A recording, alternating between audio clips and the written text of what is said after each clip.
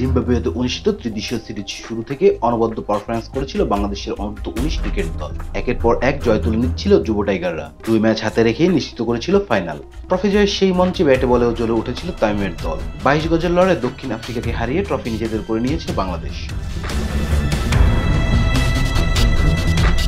প্রথমে ব্যাট করতে নেমে নির্ধারিত 50 ওভারে 5 উইকেট হারিয়ে 259 রান করে বাংলাদেশ অনূর্ধ্ব-19 দল। জবাব দিতে নেমে 48 ওভার 4 বলে 236 রানে গুটিয়ে যায় দক্ষিণ আফ্রিকা। এতে 33 রানের জয় পায় বাংলাদেশ। টুর্নামেন্টে 7 ম্যাচের 5টিতেই জয় পেয়েছে বাংলাদেশ অনূর্ধ্ব-19 দল। রান তাড়ায় নেমে আক্রমণাত্মকভাবে শুরু করেছিল প্রোটিয়া যুবরা। উদ্বোধনী জুটিতে 59 রান তুলেছিল তারা, তবে দ্রুতই নিজেদের গুছিয়ে নেয় বাংলাদেশ। পাওয়ার প্লে শেষ হওয়ার আগেই আঘাত আনেন আল ফাহাদ। ফেরান 2 ওপেনার জকির ভ্যান শ্যালোকুইলকে আর আদনান ল্যাগারিয়ানকে।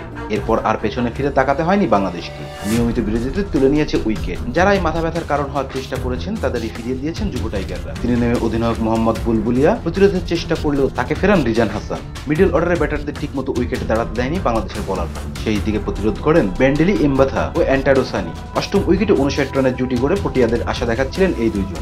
এন্ডাটা সানিকে ফিরিয়ে আশায় মরিচা ধরিয়ে দেন রিজান। পরের ওভারে বোলিংয়ে ফেরান এমবাথাকেও। 40 বলে 29 রান করে ফিরে গেলে নিভে যায় দক্ষিণ আফ্রিকার শেষ আশা। এই ওভারেই প্রোটিয়াদের কফিনে শেষ প্যারেক ঠোকেন রিজান। ওভারের চতুর্থ বলে রানের খাতা খোলার আগেই ফেরান মাজেলাকে। এই উইকেট দিয়ে টুর্নামেন্টে প্রথম টাইগার বলার হিসেবে 5 বার তুলে নিলেন রিজান। এর আগে টাইগার বলার কয়েকবার 4 উইকেট পেলেও 5 বার উইকেট এই প্রথম পেলেন। এর আগে টস হেরে ব্যাট করতে নেমে শুরুটা ভালো করলেও সেটা ধরে রাখতে পারেনি বাংলাদেশ। 65 রানের মধ্যেই বিদায় নেয় টপ অর্ডারের 3 batter Javad Abrar, Rifat beg R Aizul Hakim Tamim.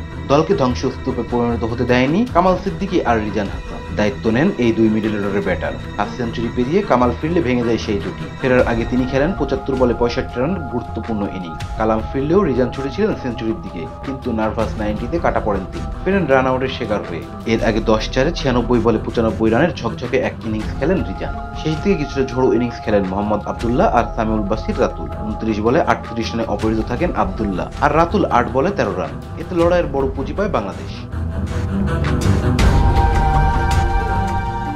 Rezan Islam, B sports. Please subscribe our channel to get more information about Sports World.